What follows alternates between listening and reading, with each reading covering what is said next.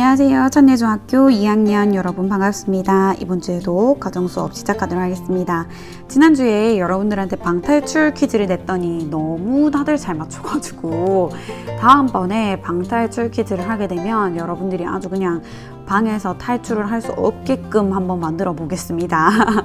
자, 우리 PPT 모습이 조금 바뀌었다, 그죠? 그럼 수업 내용도 좀 바뀌었겠네요, 그죠? 그럼 넘어가도록 하겠습니다.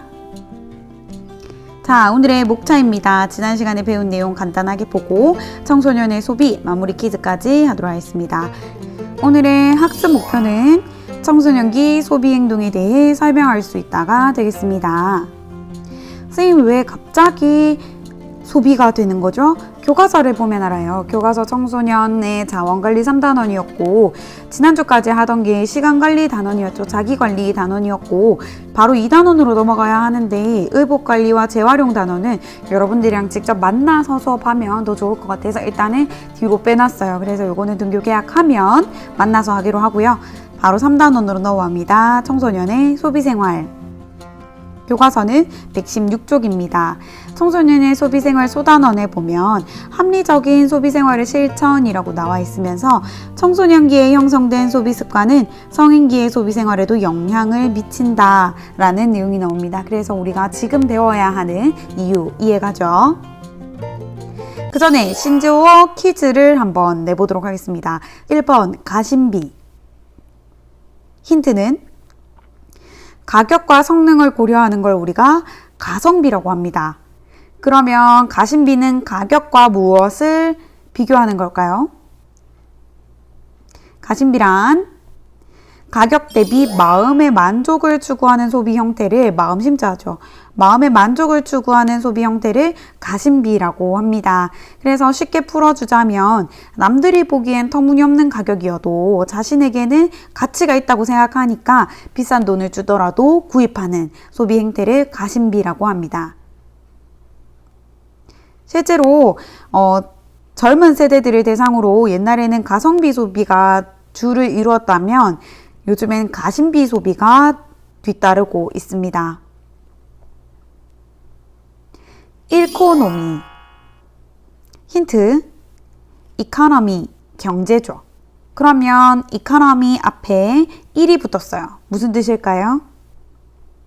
그렇습니다. 1인과 경제의 합성어로 혼밥, 혼자 여행 가는 거, 혼족 등을 위한 경제를 이코노미라고 부릅니다. 그래서 2020년에도 온라인 쇼핑 키워드는 욜로라고 하면서 홀로 욜로를 즐기는 사람들을 대상으로 한 물품들이 많이 판매되고 있다라는 거죠. 이런 것들이 이코노미의 하나의 종류가 될 수 있습니다.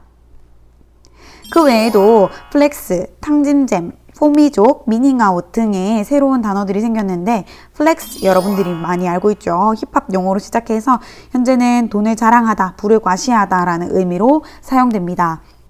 탕진잼은 이제 월급을 받아서 하루 만에 많이 써버리는 걸 우리가 탕진이라고 하죠. 돈이 더 이상 남지 않는 거. 그래서 이런 탕진 소비를 즐기는 게 70%나 된다라는 겁니다. 포미족, form이죠. 나를 위해서 소비를 아끼지 않는 현대의 소비 특성이 되겠습니다. 마지막, 미닝아웃이란 나의 가치관이 소비에서도 드러나는 거예요. 예를 들어서 수익금으로 일본군 위안부 피해 할머니들을 돕는 브랜드 마리몬드를 사용하게 되면 난 이런 위안부 여성분들의 피해나 아픔에 공감하는 사람이야 라는 내 가치관을 드러낸다라는 거죠. 자, 이렇게 다 봤습니다. 그럼 바로 본격적인 수업에 들어갈게요. 청소년의 소비. 현대의 소비 환경은 직접적으로 시장에 나가서 물건을 구입하기보다 인터넷으로, 모바일로 구입하는 게 훨씬 편리한 세대가 되었죠. 실제로 코로나19로 인해서 마스크, 손세정제, 제균 티슈뿐만 아니라 생필품, 가공식품 등의 판매도 증가하였고요. 이 와중에도 봄옷이나 옷 등도 우리가 인터넷에서 구매를 많이 하게 된다는 겁니다. PC 모바일 쇼핑의 매출 규모는 매년 상승하고 있는데요.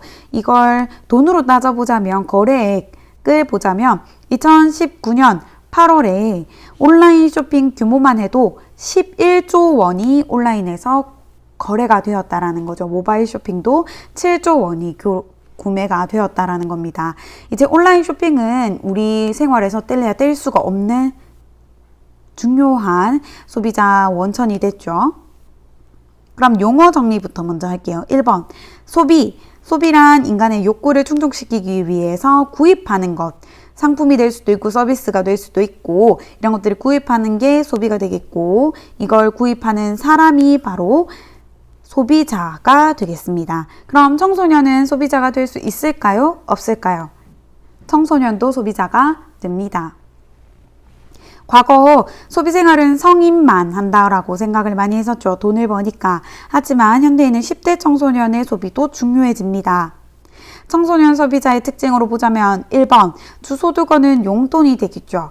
이 용돈을 예민하게, 트렌디하게 사용하게 됩니다.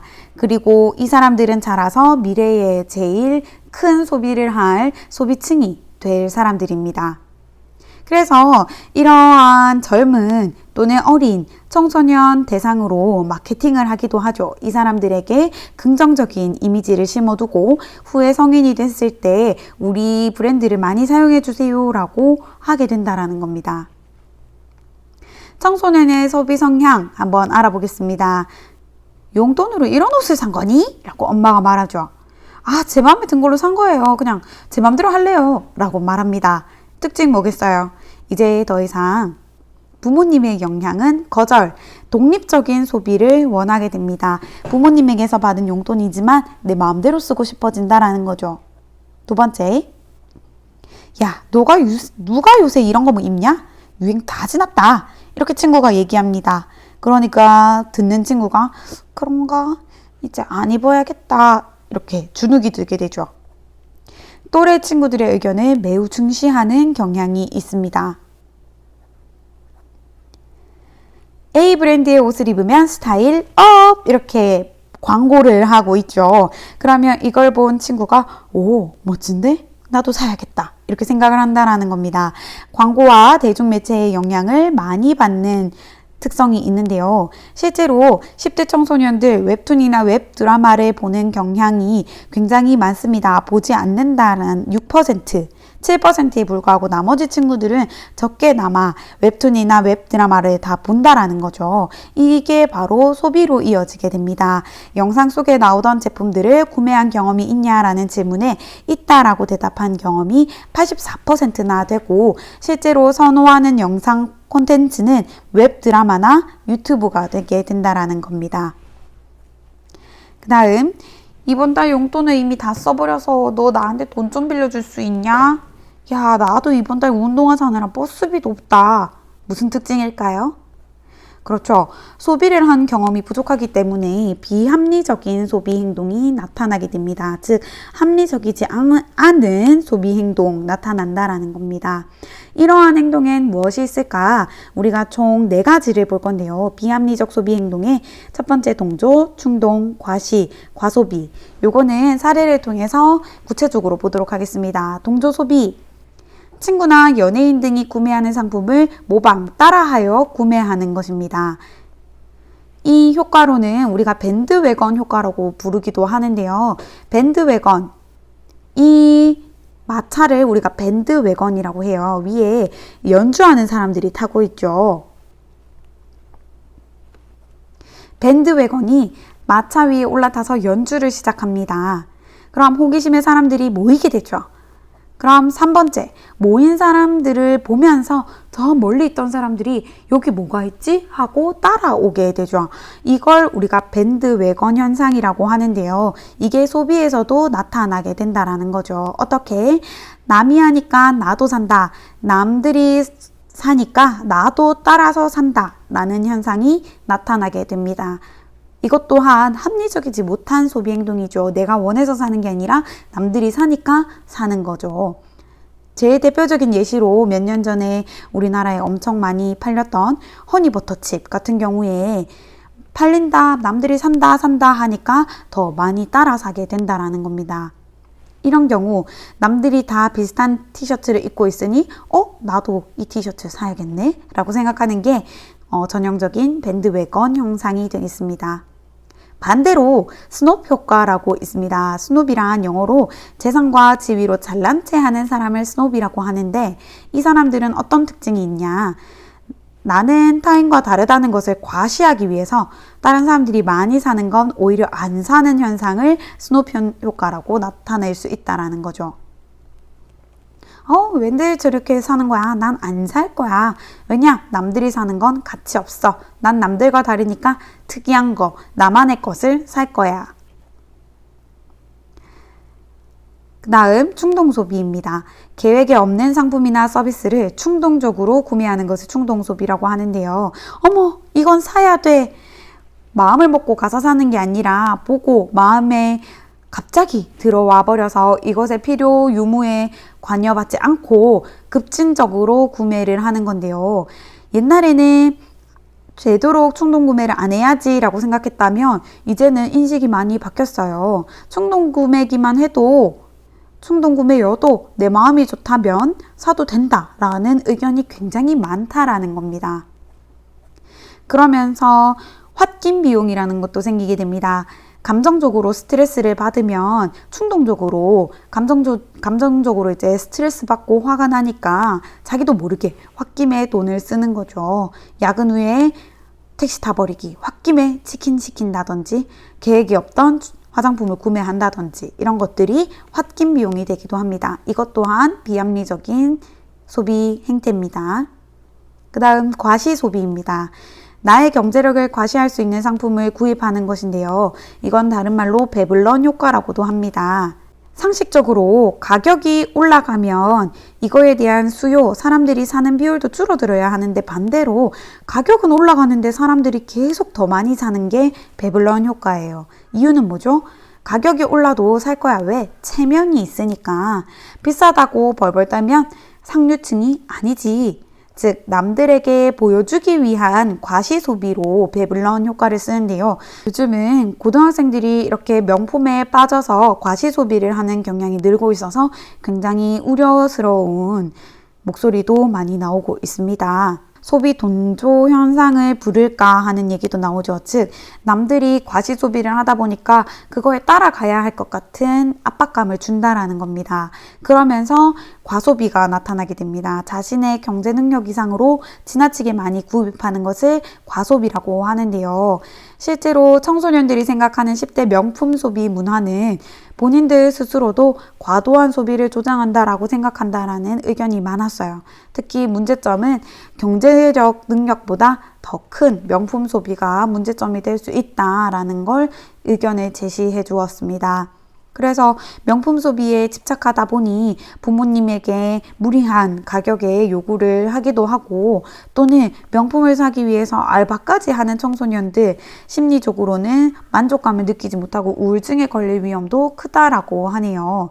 명품 소비 한다고 해서 그 사람의 인격이 올라가는 게 아니기 때문에 실제로 명품의 유무에 따라서 친구들 간의 계급이 나뉘는 것이 아닙니다. 만약에 내가 명품을 가지고 있다라고 해서 나랑 친해지고 싶어 하는 사람이 있다면 그 사람은 진정한 나의 친구가 될 수 없겠죠. 내가 돈이 없어지면 나와 만나지 않을 친구이기 때문에 이런 것들에 대한 생각은 비합리적인 생각이니까 명품 구입하기 전에 이런 것들을 내가 압박감을 느끼고 있지는 않은지 미리 생각해 보기를 바랍니다. 어떻게 내가 과소비를 하는지 아닌지 측정할 수 있을까요? 내 용돈 분에 내 용돈에서 저축한 만큼의 가격을 뺀 걸 우리가 나누기를 하면 나의 과소비 지수를 측정할 수 있다라고 해요. 그래서 0.5 나오면 알뜰 소비, 1에 가까울수록 과소비를 하고 있구나라고 생각하면 되겠습니다. 자, 그러면 오늘 배운 내용 정리해 볼게요. 소비, 소비자의 의미 이해갔죠? 그 다음 청소년 소비자의 특징 4가지, 그리고 비합리적인 소비 행동 4가지와 이에 따른 동조 소비의 밴드웨건 효과, 아예 이 반대인 스노브 효과, 그 다음 과시 소비의 하나의 종류인 배블런 효과까지 다 이해가 갔나요? 그러면 과제 1, 내가 소비했던 것 중 비합리적 소비 행동에 속했던 것 하나를 예시를 들어서 선생님의 과제 링크에다가 적고 문항에 답하면 되겠습니다. 선생님 예를 들면 선생님 얼마 전에 도시락 가방을 샀어요. 여러분들이 학교에 오지 않는 동안 선생님은 학교에 출근하고 있는데 도시락을 매일 싸오고 있는데 도시락 가방이 너무 사고 싶은 거예요. 그래서 도시락 가방을 계속 알아보고 있었는데 이 가방 너무 사고 싶었는데 이제 더 이상 판매하지 않아요. 근데 인터넷에 보니까 2배 이상의 가격으로 팔고 있는 거예요. 그래서 한참을 고민했죠. 충동 소비는 아니지만 배블런 효과입니다. 가격이 점차 상승하였는데도 불구하고 선생님이 더 비싼 걸 사기 위해서 돈을 지불했기 때문에 배블런 효과라고도 볼 수 있겠죠. 사실 합리적으로 구입하려면 이거보다 더 싼 도시락 가방 많았지만 선생님이 이렇게 어리석은 소비를 하고 말았다는 걸 고백합니다. 여러분들도 이런 사례가 있었다면 선생님한테 과제 링크로 남겨주세요. 질문이 있다면 질문은 과제 링크로 남겨주세요. 수고했습니다.